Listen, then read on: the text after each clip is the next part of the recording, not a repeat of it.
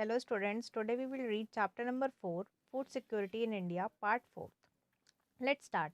In 2014, the stock of wheat and rice with FCI was 65.3 million tons, which was much more than the minimum buffer norms.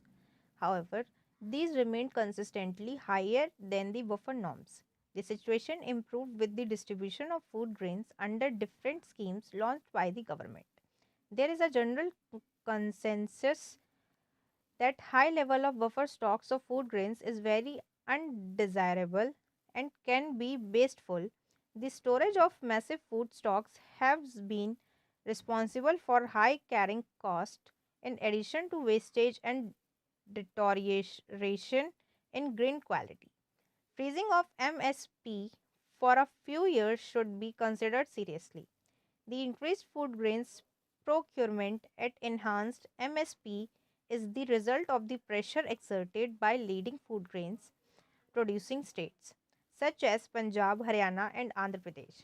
Moreover, as the procurement is concentrated in a few prosperous regions and mainly of two crops, wheat and rice, increase in MSP has introduced farmers particularly in surplus states, to divert lands from production of coarse grains, which is the staple food of the poor, to the production of rice and wheat. The intensive utilization of water in the cultivation of rice has also led to environmental degradation and fall in the water level, threatening the sustainability of the agriculture development in these states.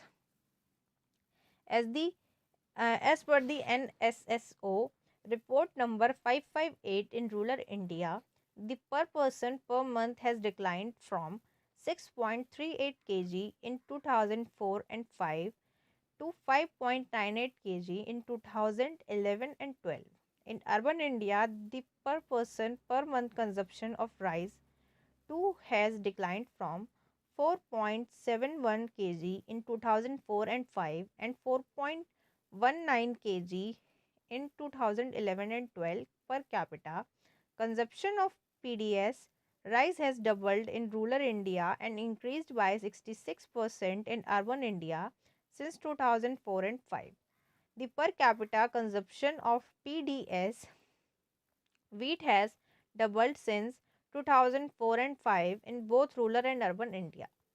PDS dealers are sometimes found resorting to malpractices like diverting the grains to open market to get better margin, selling poor quality grains at ration shops, irregular opening of the shops, etc.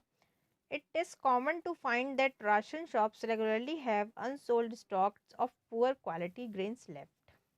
This has proved to be a big problem. When ration shops are unable to sell a massive stock of food grains piles with the FCI in recent years, there is another factor that has led to the decline of the PDS. Earlier, every family, poor and non-poor, had a ration card with a fixed quota of items such as rice, wheat, sugar, etc. These were sold at the same low price to every family. The three types of cards and the range of prices that you see today did not exist. A large number of families could buy food grains from the ration shops subject to a fixed quota. These included low income families whose incomes were marginally higher than the below poverty line families. Now, with TPDS of three different prices, any family above the poverty line gets every little discount at the ration shop. The price for APL family is almost as high as open market price. So there is a little incentive for them to buy these items from the ration shops. Role of cooperatives in food securities. The cooperatives are also playing an important role in food security in India, especially in the southern and western parts of the country. The cooperative societies set up shops to sell low priced goods to poor people. For example, out Of all fair price shops running in Tamil Nadu, around 94% are being run by the cooperatives. In Delhi, Mother Dairy is making strides in provision of milk and vegetable to the consumers at controlled rate decided by government of Delhi. Amul is another success story of cooperatives in milk and milk products from Gujarat.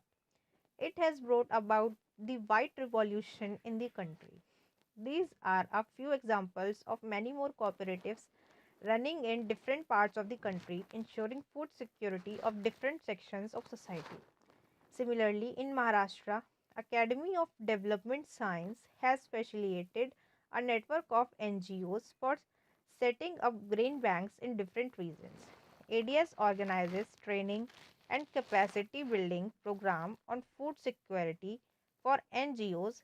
Grains banks are now slowly taking shapes in different parts of Maharashtra. ADS efforts and set up grain banks.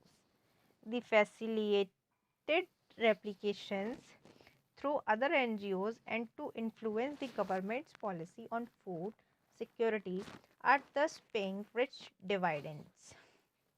The ADS Grain Bank program is acknowledged as a successful and innovative food security interventions. Thank you.